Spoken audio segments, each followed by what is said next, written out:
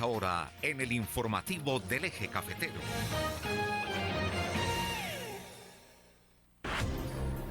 8 de la mañana, 3 minutos, las 8 de la mañana, 3 minutos. Pues ya saben que estamos en vivo y en directo a través de Qué Buena 92.1 FM en el informativo del Eje Cafetero, como también a través del canal online de televisión Risaralda TV y en redes sociales para Colombia y el mundo. Está el WhatsApp de la emisora en este momento también disponible. Si usted tiene alguna pregunta, quiere participar con la entrevista, con el invitado, algún comentario, 328-28-1752 es el WhatsApp. Audios y mensajes, 328-28-1752. Por la página de Facebook Live también pueden hacer sus comentarios, preguntas. A esta hora el invitado es el doctor Alejandro García Ríos. Él es abogado y es representante de la Cámara por Risaralda por el partido Alianza Verde. Doctor Alejandro, buenos días. ¿Cómo está? ¿Cómo amaneció? Muy buenos días, Álvaro, para usted y para todos los oyentes de Qué Buena. Amanecí muy bien. Muchas gracias por preguntar. ¿Cómo amanece el clima en la capital del país? Como siempre por acá, o generalmente un poco nublado, frío, pero pues no se ve que vaya a llover. Bueno, doctor Alejandro, algo bien importante que se conoció es que usted citó a moción de censura a Minsalud por la crisis con el nuevo modelo de salud de los maestros. Esto fue la moción de censura al ministro de Salud por la crisis del FOMAC. Sí, señor, nos unimos.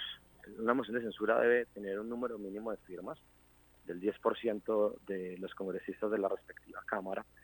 Entonces nos unimos con algunos compañeros del Verde Centro Esperanza, de la bancada independiente, y muy preocupados pues con todo lo que está pasando en salud. Lo último es esta crisis del sistema de los maestros o del modelo de los maestros, con tanta improvisación, falta de planeación, desorden, justamente lo que alertamos que podía pasar en macro, siendo mucho más retante con el sistema general del país.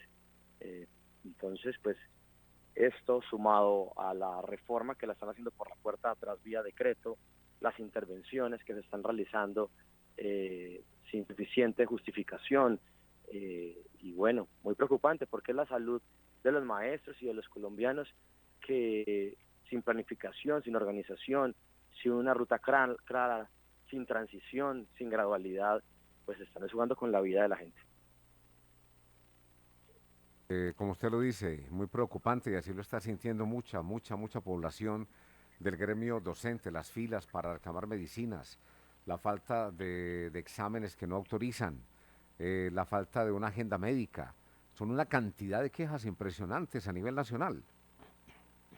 Sí, eso, pues nosotros todo el tiempo nos están etiquetando, mencionando, comentando, eh, y pues sin duda, como lo hemos dicho, el sistema de salud, habrán bastantes cosas por ajustar, por mejorar, por fortalecer, eh, pero pues no se puede improvisar como se improvisó en la alcaldía de Bogotá con el modelo de basuras, cuando la capital estuvo varios días, varias semanas con basuras en las calles. Esto no puede ocurrir ni con el modelo de salud, ni con el sistema pensional, que es la siguiente discusión, donde esperamos que haya una entrada en vigencia mucho más amplia que la que plantea el gobierno. Pero bueno, son un poco nuestras críticas u observaciones a, a lo que a la forma como se ejecuta esta administración, el gobierno nacional, que de alguna manera tiene unos diagnósticos, una mirada, pero no lo puedes ajustar todo y todo al tiempo, porque es inmediato. Entonces generas unos problemas en los sistemas que al final lo terminamos pagando todos, en este caso los maestros puntualmente. Doctor Alejandro, ¿cuándo más o menos se espera una respuesta de Minsalud al respecto? Pues estas mociones de censuras deben ser citadas como entre 10, 15 días máximo. Esperamos que antes de que termine esta legislatura, el 20 de junio, podamos desarrollarla en plenaria de Cámara de Representantes. Bueno, ojalá se pueda solucionar la situación. Otra cosa, cambiando de tema, doctor Alejandro, es el proyecto de ley que busca prohibir las corridas de toros. Usted pues prácticamente es el único ponente en la Cámara y está ya en su cuarto y último debate. Es la primera vez que un proyecto que tiene este objeto llega tan lejos en el trámite legislativo? Álvaro, esto es histórico y acá me cambió usted como la emoción. Fue muy duro, yo soy el único ponente, es decir, el ponente allá es el encargado de ser el padrino, de sacar adelante, el que se encarga como el capitán del barco para que llegue a un buen puerto. Entonces, como único ponente, yo nunca pensé que esto era tan retante. Cuando pasamos tercer debate y lo llevamos a último debate, teníamos personas afuera, animalistas y personas que nos decían, llevamos en estos 25 años, es la primera vez que pasa a último debate y la gente lloraba. Nos pusimos a revisar, Álvaro, y a los oyentes, y esto se ha presentado más de 14 veces en los últimos años y es sistemático, ha sido muy difícil. Sin embargo, yo asumí esta ponencia, es decir, la defensa del proyecto, por 3 razones, y yo creo que es importante decírselo a quienes nos escuchan en este momento en Risaralda y en otras partes del país, quienes nos ven seguramente por el canal, en YouTube, en Facebook, y es, el proyecto de ley es acotado y permite una gradualidad, es decir, no se prohíbe de la noche a la mañana, da 3 años de transición. ¿3 años para qué? Para hacer la reconversión económica y laboral de personas que dependan directa o indirectamente de esas actividades. Ahora, la realidad es que no son tantas, porque es que quienes defienden las corridas de toros dicen que es que vamos a dejar un montón de personas en la calle, pero ¿quién por Dios vive de una actividad esporádica que se realiza menos de una semana al año?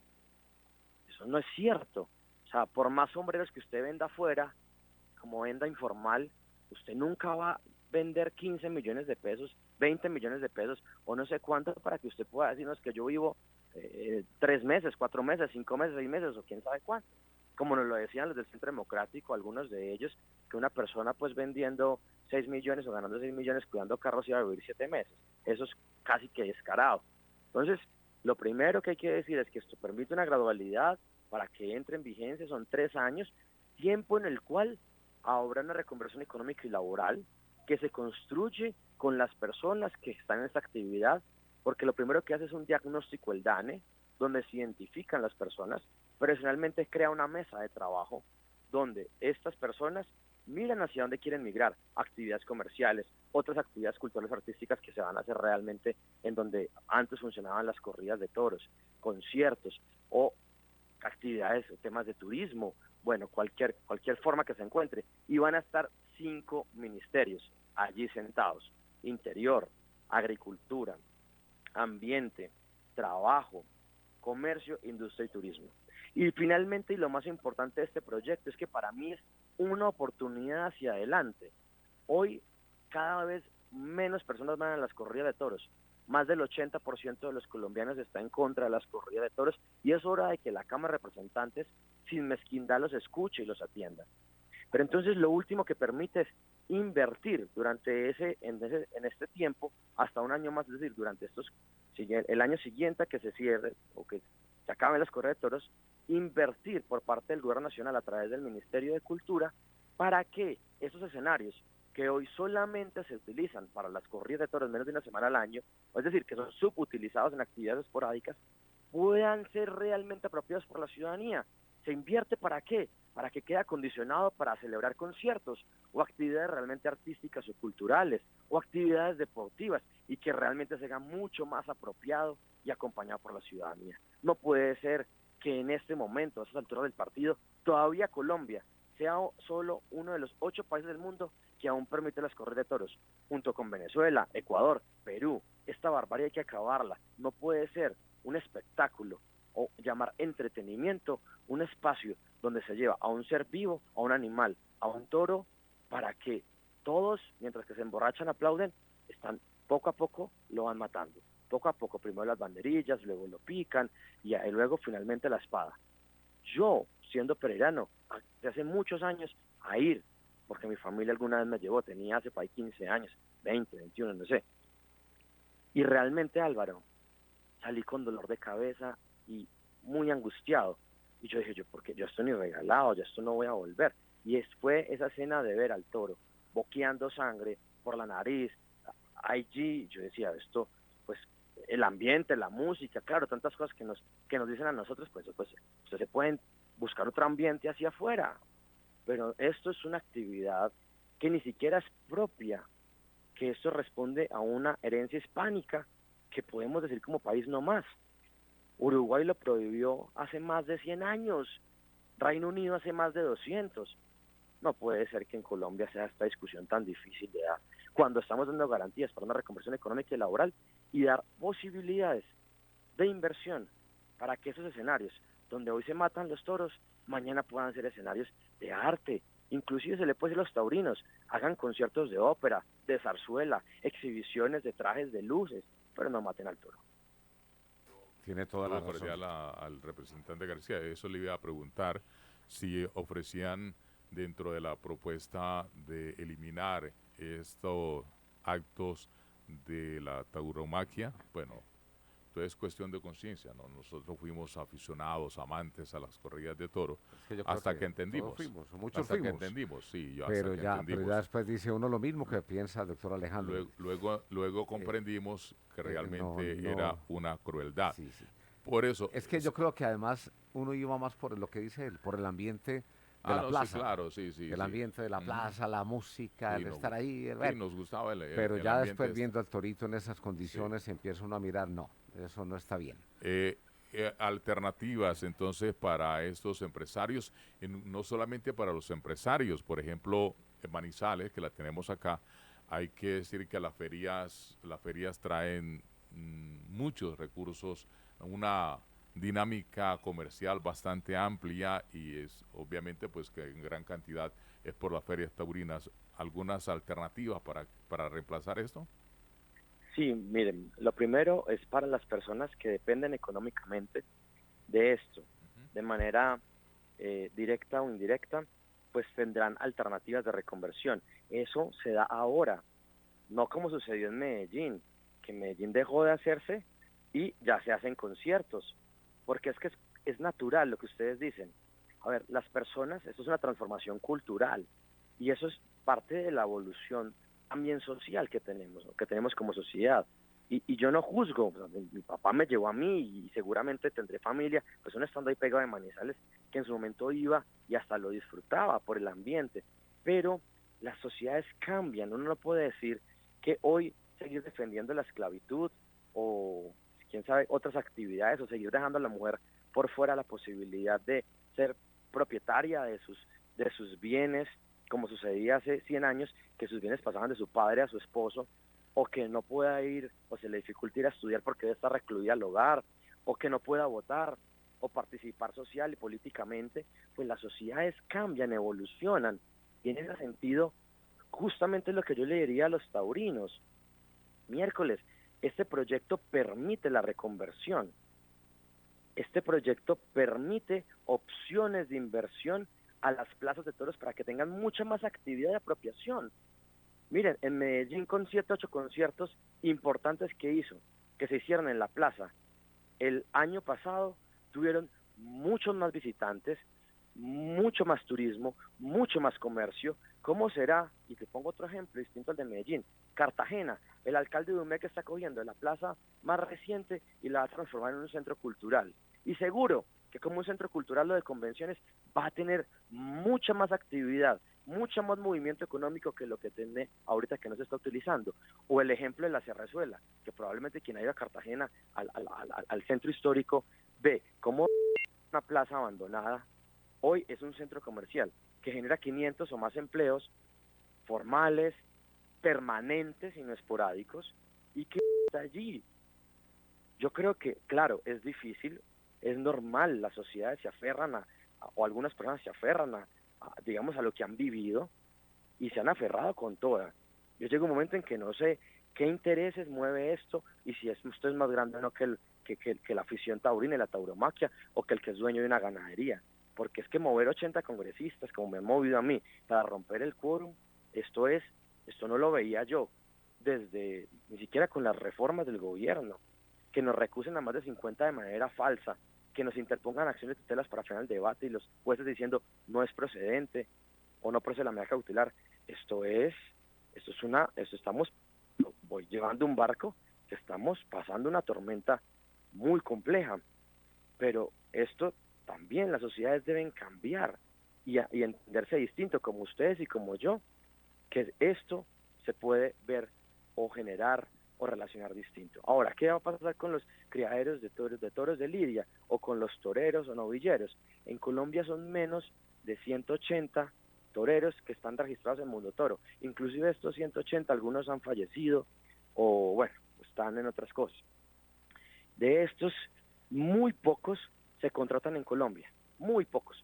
En la feria de Manizales lo que convoca es cuando traen acá el Juli, bueno, los que son de España, Francia, inclusive ellos mismos han dicho, entonces ¿para qué defendemos la tauromaquia si no nos dan trabajo? Ellos terminan trabajando en corridas de segundo nivel en Perú, en Ecuador, en Venezuela, y los toros, los que crían toros de lidia, pues esto es un mercado que se sabe que se está acabando, que en el mundo eso se está cerrando, podrán convertirse a otras actividades y mientras se convierten, pues podrán venderle en otros países. Esperamos que pronto otros países también tengan esta discusión, pero por lo pronto en Colombia, que buscamos una cultura de paz, uno se estremece que permitan llevar niños a una actividad como esta. 8 de la mañana, 19 minutos. Estamos dialogando con el doctor Alejandro García Ríos, que es el representante de la Cámara por Risaralda por el partido Alianza Verde. Otro proyecto de ley que busca restringir la minería en el paisaje cultural cafetero, que lo acaban de aprobar en tercer debate y pasó a cuarto y último debate en el Senado. Este proyecto también es de su autoría. Sí, este proyecto es muy importante. Este surge, yo ayer estaba en Belén de Umbría, Risaralda, y surge justamente de la gente de Belén. No sé si ustedes recuerdan que hace como 1 año y medio, 2 años, llegan unas solicitudes de títulos mineros e interés minero de la Agencia Nacional Minera al municipio por más del 80% del territorio de Belén de Umbría. Mejor dicho, les digo, la Cuchilla del San Juan y hasta la Plaza Central estaba allí con interés de título minero. Y la gente salió, a nosotros nos escribieron, a mí me escribieron, nos dijeron, mire lo que está pasando, la gente se fue a protestar y hubo una marcha entre Dos Quebradas y Pereira. Y lo que nosotros dijimos es que nosotros pasamos de la crítica a la participación, ya estamos en un espacio de decisión que vamos a hacer estructuralmente para que esto no se repita. ¿Por qué? Porque es que Belén de Umbría es capital de asociatividad, de cooperativas, tiene asociaciones en plátano, en café, en cacao, mejor dicho, en muchas cosas. Y nuestra apuesta en el eje cafetero es pues, seguir siendo una despensa agrícola, conservando nuestro campo, tecnificarlo, darle valor agregado seguramente, café orgánicos especiales. No, no es cierto, uno tendrá unas apuestas para mejorar las condiciones, pero nuestra apuesta inclusive a futuro es turismo, observación de aves. Si llega acá la gran minería o minería a cielo abierto y nos pelan las montañas, nos acaban con el agua, nos generan ciertas cosas, pues pues esto riñe con el paisaje cultural cafetero colombiano, que debemos garantizar su protección para no perder la declaratoria, porque nuestro paisaje fue declarado Patrimonio Inmaterial y Cultural de la Humanidad hace un poco más de 10 años por la UNESCO. Y eso implica un cuidado especial, así como lo es la ciudad histórica y la muralla en Cartagena. Eso implica un cuidado especial y si comenzamos a acabarlo, pues nos van a quitar la...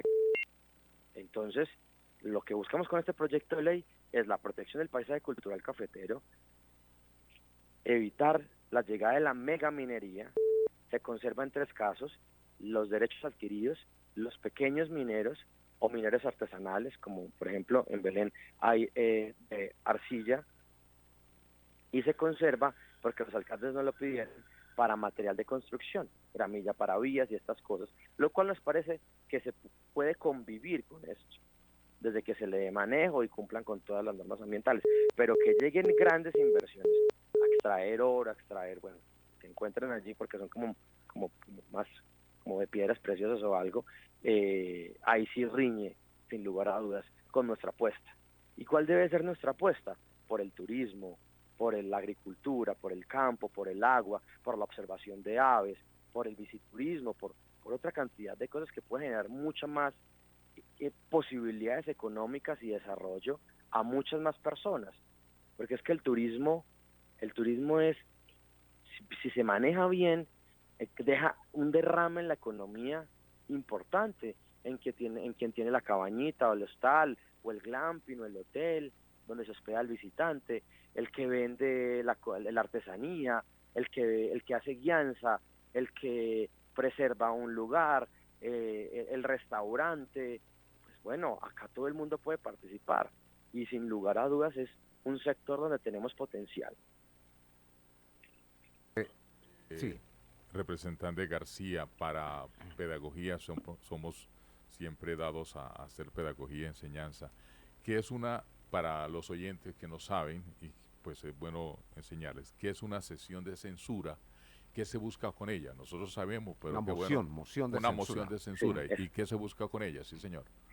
una moción de censura es una herramienta que tiene el Congreso y las corporaciones, también las asambleas y los consejos, para citar a un ministro, en nuestro caso, a una plenaria, a rendir explicaciones sobre un tema específico, y si el Congreso o la corporación no está de acuerdo, puede removerlo del cargo. Puede removerlo del cargo. Doctor Con votación. Alejandro, ¿qué opina sobre la crisis del Partido Verde con lo que está pasando en el momento?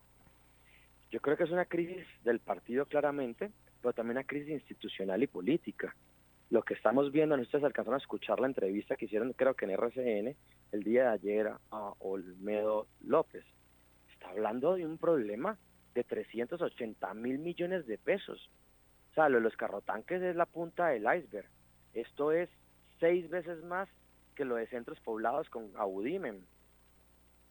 Y esto él decía que es siguiendo órdenes, y pues bueno, ellos son los responsables de cuidar el recurso, y fueron quienes tomaron la decisión de mirar cómo se relacionaban con el Congreso, transando y comprando, y no llegando a discusiones por encima de la mesa, que esa fue mi frustración en la reforma a la salud. Venga, tenemos estas proposiciones, hablemos con argumentos, argumento viene como nos enseñó Mocus, para que miremos las vigencias, miremos las transiciones, miremos si realmente tiene capacidad, en este caso, en este momento, la ADRES para asumir toda la operación, para revisar tantos millones, como 10 millones de facturas o 12 millones de facturas al mes. ¿Cuáles van a ser las posibilidades de generar una política de gobierno corporativo, unos temas de transparencia, anticorrupción? Discutamos sobre lo que está allí, pero el gobierno no. Dejó de reunirse, se desinteresó y optó por un camino de llegar a acuerdos, inclusive, y lo decía ayer, esto es multicolor. Varios partidos o congresistas de diversos partidos van a estar involucrados, incluso independientes y oposición, según decía ayer Olmedo. Lo que pasa es que tampoco habla, que digan a quiénes, cuáles fueron los contratistas, quiénes están beneficiados acá, en qué departamentos. Si quiere buscar el principio de oportunidad con la Fiscalía, tiene que hablar. Y es un poco medio solapado como uno escucha las cosas ayer. Yo seguía órdenes, pero por Dios, uno puede renunciar. Si usted le dicen algo que usted no está de acuerdo, si usted no quiere firmar algo, renuncie y salga con la frente en alto. Pero no diga que está siguiendo órdenes. Y acá hay que revisar algo. Siempre en actos de corrupción hay alguien que recibe. Y hubo muchos congresistas seguramente, y esto esperamos que salga a la luz, y ya han dicho algunos de ellos, el presidente de Cámara, el presidente de Senado, que recibieron. Pero también hay alguien que da. Y hay intermediarios que están allí. Esto deben abrirlo de cara a la sociedad, de cara al país, y asumir responsabilidades. Como encuentro, pues, están como soltando un poco ayer en la entrevista a Olmedo López. Entonces, claro, cuando pasó lo de centros poblados con Abudimen, a la ministra se le fue con toda, con justa razón, y al gobierno Duque se le fue con toda. Pero acá, el que era encargado de cuidar el recurso, decía que cumplía órdenes y no dice de quién, pero que de muy alto nivel, y el presidente Petro supuestamente no sabía. Esto es una pena, esto es frustrante. Sí, lo que pasa es que Olmedo desde el principio viene con una ambivalencia impresionante, porque dijo que él recibió orden del subdirector. O sea, si yo soy el director, ¿cómo voy a recibir orden de un subalterno? El subdirector se supone que es mi subalterno. Entonces allí yo creo que hay una falla. Y segundo, como dice la fiscal, ¿dónde están las pruebas? Usted está hablando demasiado, está hablando mucho, que sabe que tal, que viene de acá, pero ¿dónde están las pruebas? En ley usted sabe que se necesita son pruebas. Si no hay pruebas, Claro. no hay nada. En Involucrando absoluto. mucha gente Y y pruebas involucrando a mucha por gente, ningún lado. sí, como involucrando mucha gente, como que tirando zarpazos a ver qué pasa o haciéndome famoso. La verdad, aquí hay un tema bastante preocupante y complejo porque no hay pruebas y se está hablando demasiado. Ustedes complementan un poco lo que yo también pienso, y es, acá no se lo inventa uno. En el derecho, tenemos en la Constitución política un artículo del debido proceso. En el debido proceso se habla de presunción de inocencia. ¿Cómo la desvirtúa usted? Con pruebas, como ustedes dicen. Y todo el mundo tiene un juez natural y tiene derecho a ser vencido en juicio.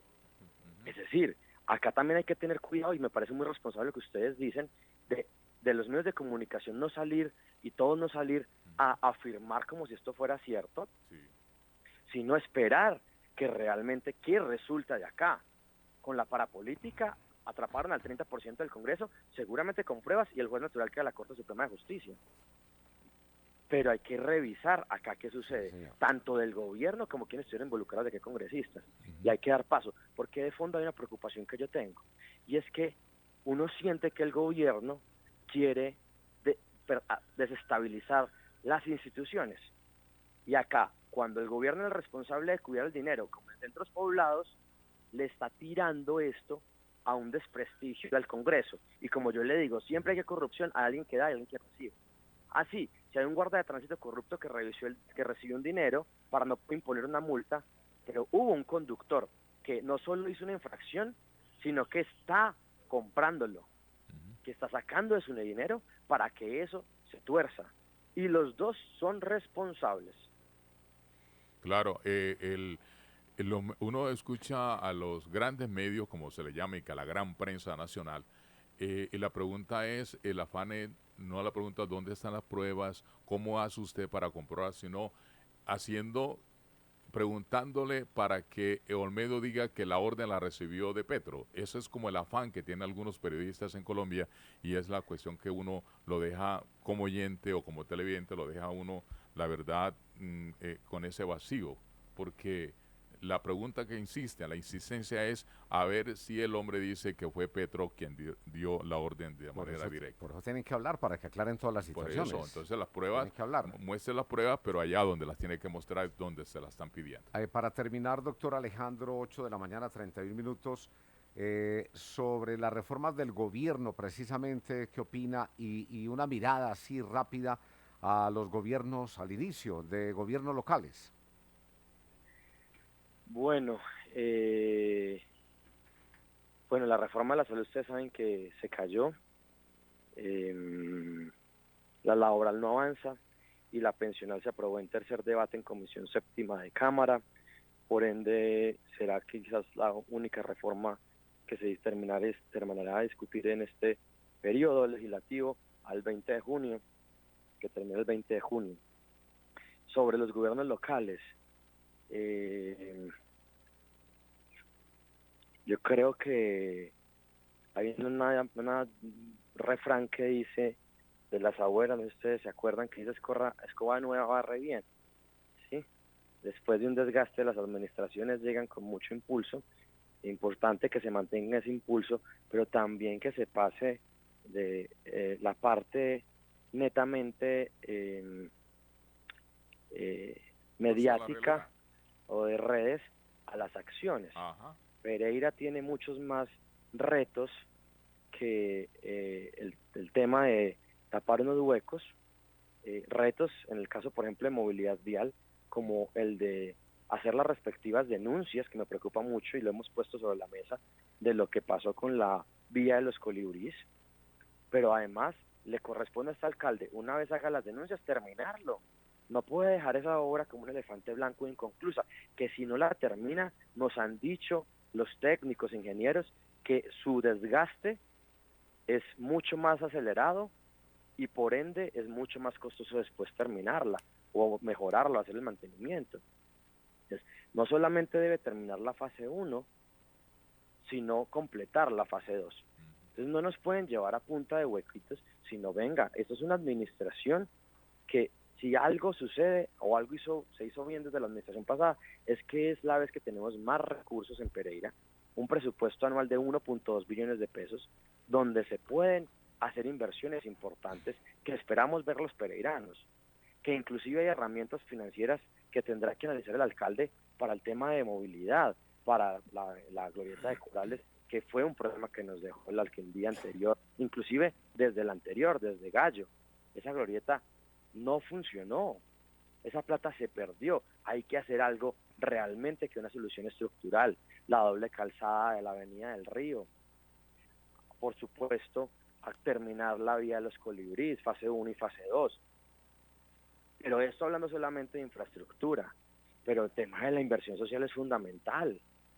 De la mano de la seguridad debe ir la inversión social. Es fundamental. Cuando uno va a estos barrios de la ciudad y uno encuentra que los jóvenes no están ocupados en actividades deportivas, artísticas, culturales, cantando rap, haciendo cosas, pues se sale un poco de las manos el problema. Hay que dar oportunidades y eso implica también de mejorar la educación, y ya vimos cómo iniciando este calendario académico hubo problemas de educación, hasta los maestros salieron a protestar. Entonces eso implica que también haya inversión en materia educativa.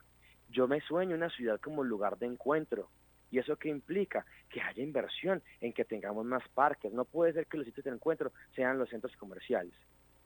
Una ciudad con el tamaño de Pereira, que podría tener el malecón del río Tun, que se planteó desde la administración pasada y no se avanzó en nada, que podría tener un parque lineal alrededor del Consota antes de que lo invadan. Usted podría plantear estas cosas, pero yo no veo a la administración en esto. El problema de planificación de Cerritos es enorme. Cerritos crece sin organización, y esto es el futuro de la ciudad, y debe pensarse, y no solo organización, control, no invasión de las vías donde se van a ampliar, bueno, ciertas cosas. Y por supuesto un alcalde pensando en país, articulado con la bancada de congresistas, así como el gobernador, diciendo, venga, ¿cómo va lo de vías del Samán? ¿Cómo va la doble calzada, Cerritos La Virginia? ¿Cómo va la ejecución de la doble calzada de la Avenida del Río, la Romelia al Pollo, perdón, la de la Romelia al Pollo? Acá articulados, pero no, no, falta como eso.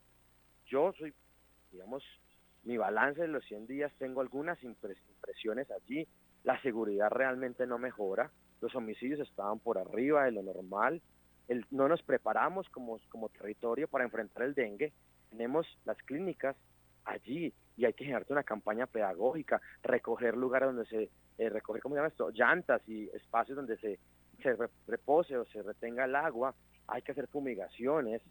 Esto implica que usted tenga un secretario de salud, un secretario de educación, una gente pensando y organizando la ciudad, y yo sí quisiera ver eso en esta alcaldía. Y cierro con lo más preocupante, y pónganle cuidado, lo que venimos denunciando desde el año pasado, desde junio, que veríamos ya 6 meses de retraso en la vía de los Colibríes, es muy delicado, y lo venimos denunciando desde antes de que se posicionara este alcalde. Él, siendo concejal, no lo denunció. Y esto le hemos hecho controles políticos o ciudadanos al tema. Y hemos hecho visitas a la vía de los Colibríes. 2 de ellas o 3. Una el año pasado cuando no se hablaba, nunca nadie lo hablaba, como en el mes de agosto. Y otra iniciando este año, con expertos. Y poniendo las alertas y pidiendo a los órganos de control, a quienes yo hoy públicamente les digo, Fiscalía, Contraloría, Procuraduría, esas denuncias son graves.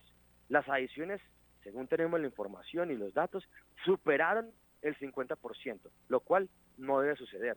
Pero adicionalmente los retrasos fueron de más de un año y no se cumplió, no se terminó la obra a pesar de las múltiples adiciones y el tiempo.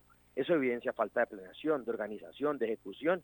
Eso allí, cuando eso sucede en una obra, si usted escarba o si usted hunde, sale pus.